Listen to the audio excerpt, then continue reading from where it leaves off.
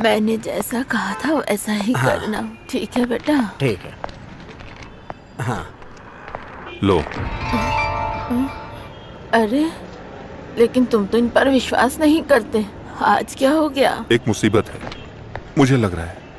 अच्छा बताओ, मेरे हाथ की रेखाएं भविष्य के बारे में क्या कहती हैं? हे भगवान, अच्छा देखती हूँ। तुम पर सवाल उठ रहे हैं।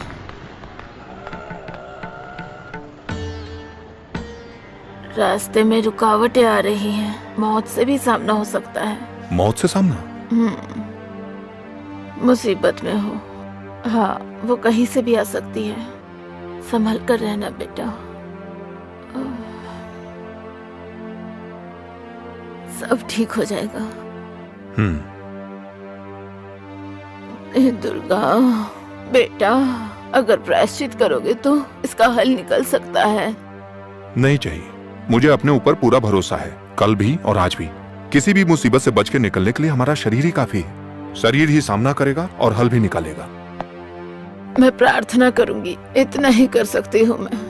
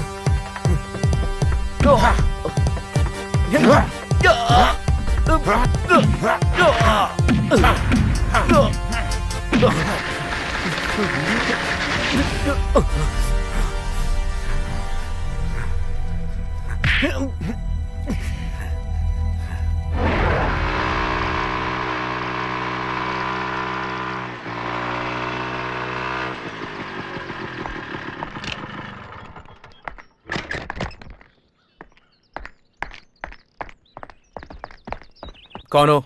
किससे मिलना है? मुझे अर्जेंटली एसपी सर हाँ से हेलो मिलना नहीं, जी, आप गेस्ट हाउस ही है। एसपी साहब से मिलकर नहीं, मुझे इस हादसे के जरूर बारे में आगे मीडिया को भेजिए। कोई न्यूज़ नहीं देना, ऐसा बड़े साहब ने कहा है। मुझे दीजिए प्लीज। नहीं, ऐसा करने से मुसीबत बढ़ सकती है। अगर आपको इस केस के बारे में मुझे डिटेल बहुत चाहिए जल्दी तो बात करनी है। सिद्धार्थ सर से बात करो। मुझे एक सर बार busy मिलने है। दीजिए सर अंदर प्लीज। बिजी, आपसे नहीं मिल सकते। Please। कांस्टेबल कौन है ये? पता नहीं सर, कौन है ये? क्या चाहिए? I am Sophia. हाँ। सोफिया हसन। क्या हुआ? मुझे इस केस के बारे में बात करनी है। परमिशन क्या है? नहीं है। बिना परमिशन के आप एसपी सर से नहीं मिल सकती हो। अभी जाओ, बाद में आना। मुझे उनसे मिलना है बस, मैं और कुछ नहीं जानती। अरे एक बार बोल रहा तो समझ नहीं आ रहा क्या तुम्हें? सर, ये लड़की आपसे मिलना चाहती है। आने दो। Okay sir.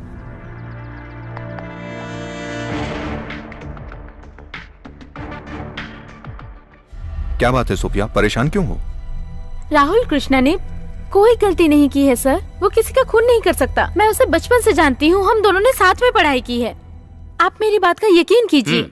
अच्छा, तो इसी वजह से उसने कल रात को सर को जान से मारने की कोशिश की थी? इतना ही नहीं, उसने सारा गुनाह भी कबूल कर लिया है। कबूल कर लिया? हाँ। मुझे बिल्कुल भी यकीन नहीं है। इसमें जरूर कोई ना कोई गड़बड़ है सर। राहुल को बचा लीजिए सर, वो बेगुनाह है।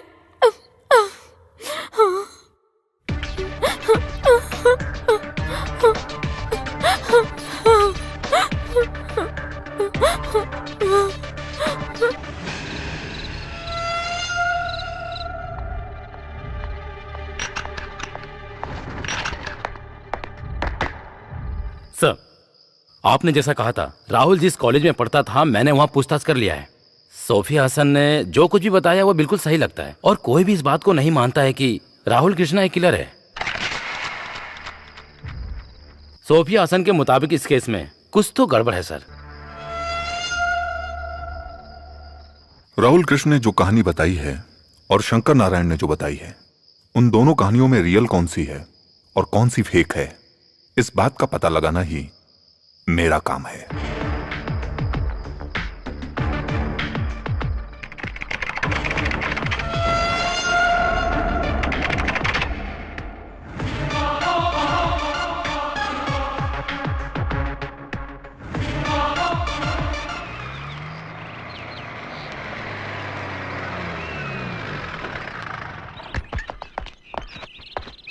सर मुजरिम मिला क्या?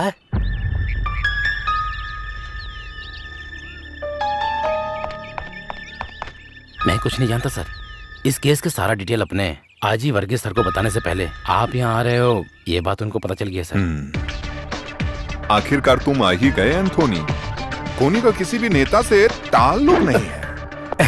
सर आप अभी तक उस बात से नाराज हो? मैं तो बस यूं ही मजाक में नहीं, जानबूझ के किया। इस केस को उलझाने के लिए कुछ तो जाल बिछाकर रखा है।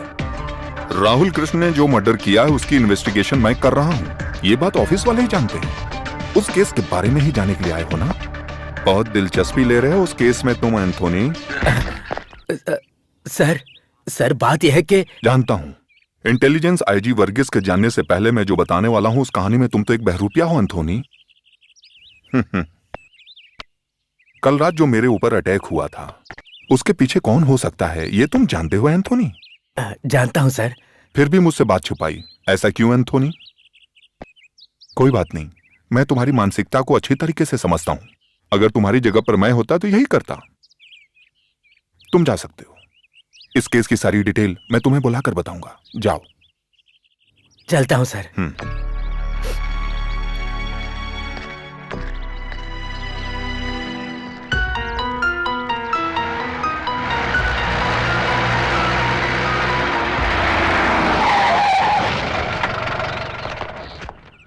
सर,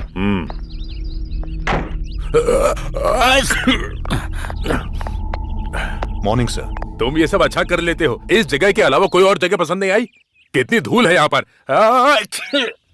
माफ कीजिएगा सर। राघवन और मीरा को कैसे मारा गया है इस केस में बहुत बड़ा किरदार निभाने वाला है ये घर। इस बात की इंपॉर्टेंस को समझकर ही मैंने आपको यहाँ पर बुलाने का कष्ट किया है। प्लीज। Okay okay.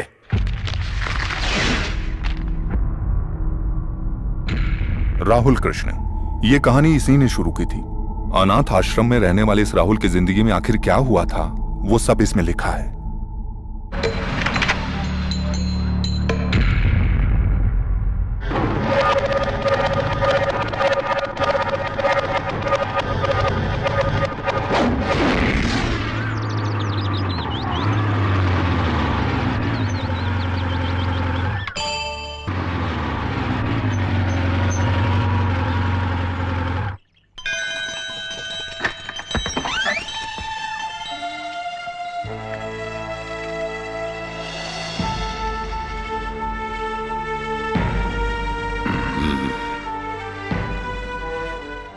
तुम आओगे या नहीं मुझे शक हो रहा था।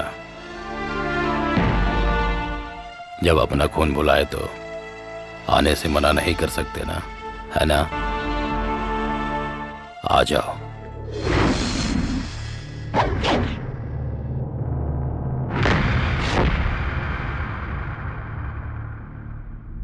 इस बूट को पहचानते हो? तुम्हारे बाप का था। उसके होने के बावजूद तुम्हें सालों तक एक अनाथ की तरह जीना पड़ा। तुम्हारे उन्हीं सवालों का जवाब है ये। तुम्हें उनके बारे में सब कुछ जानना होगा। तुम्हारे और तुम्हारे बाप के बीच में ऐसा क्या हुआ था?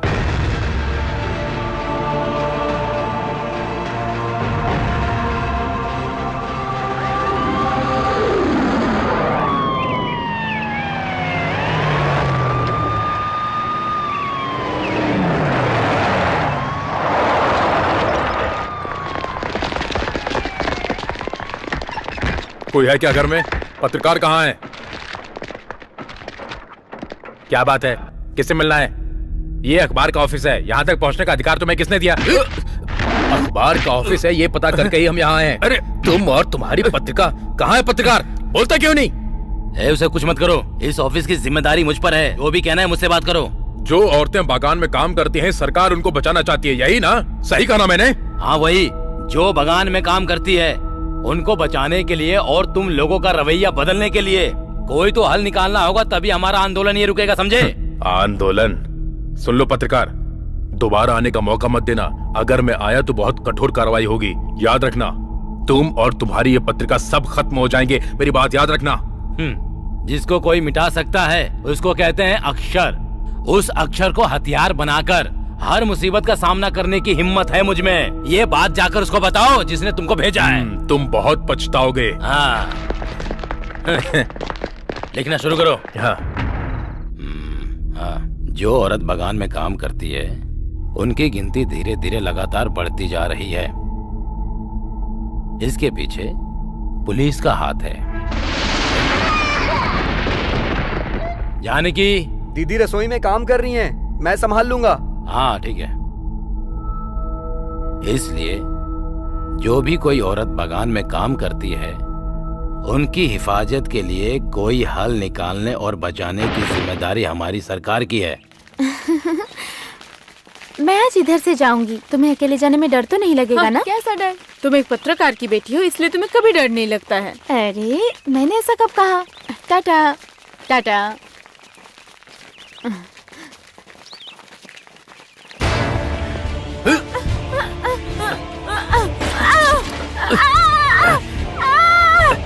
चल छोड़ो। अरे गायत्री, छोड़ो इसे। छोड़ो। अरे अरे ऐसा मत करो। आप बहुत लिखता है ना। चल। अरे छोड़ो, प्लीज प्लीज इसे छोड़ दो। छोड़ो।